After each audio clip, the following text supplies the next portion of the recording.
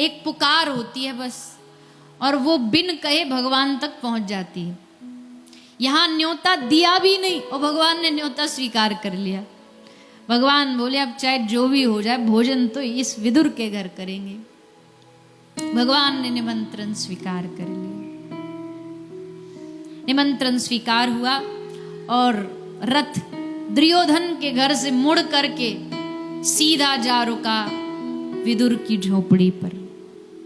और जैसे विदुर की झोपड़ी पर रथ रुका, कृष्ण उतरे रथ से, दरवाजा खुला।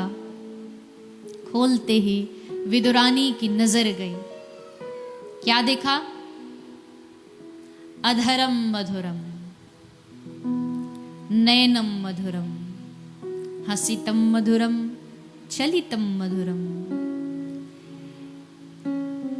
मधुर मुस्कान लिए श्री कृष्ण खड़े थे। एक बात ब्रज के महात्मा कहते हैं, इस दुनिया पर अगर सबसे सुंदर मुस्कुराहट का किसी के पास पेटेंट है, रजिस्ट्रेशन है, तो वो कृष्ण के पास है। कृष्ण जैसा दुनिया में कोई मुस्कुरा नहीं सकता। ना भी मुस्कुराए तो उसके चेहरे पर, जैसे मैंने कहा, सदा प्रसन्न माधव, हमेशा एक स्मित बना रहता है कृष्ण के चेहरे पर। उनकी मधुरता, उनकी मुस्कान संसार के सब सौंदर्यों से परे है। तो जैसे विदुरानी ने कृष्ण को देखा, वहीं के वहीं स्तब्ध खड़ी हो गई। बुद्धि ने काम करना बंद कर दिया, वाणी ने बोलना बंद कर दिया, पांव ने चलना बंद कर दिया।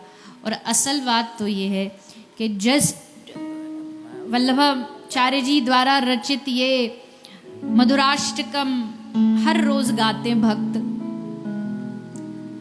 याद हो जाता है रोज गाते गाते। पर असल में जिस दिन भगवान के स्वरूप को देख लिया ना, तो उस दिन अधरम मधुरम कह के ही जुबान बंद हो जाएगी। अगला शब्द बोल नहीं पाएंगे, जुबान पे ताला लग जाएगा। क्यों? क्योंकि अब सामने चारों ओर वो छा जाएगा, और जब सामने वो छा जाए तो शब्द खत्म। अब आगे क्या बोलना वो याद नहीं, भूल जाएंगे। गोपी गीत जिस दिन दिल में बैठ गया ना, एक श्लोक गा के दूसरा गा नहीं पाएंगे। हनुमान चालीसा जिस दिन हृदय में बैठ गई, एक चौपाई के बाद अगला लाइन, अगली पंक्ति बोल नहीं पाएंगे। ये तो तब तक बोल रहे हैं जब तक डूबे नहीं है। जिस दिन डूब गए उस दिन बोलती बंद हो जाएगी। विदुरानी की वाणी बंद हो गई, बोलना बंद हो गया।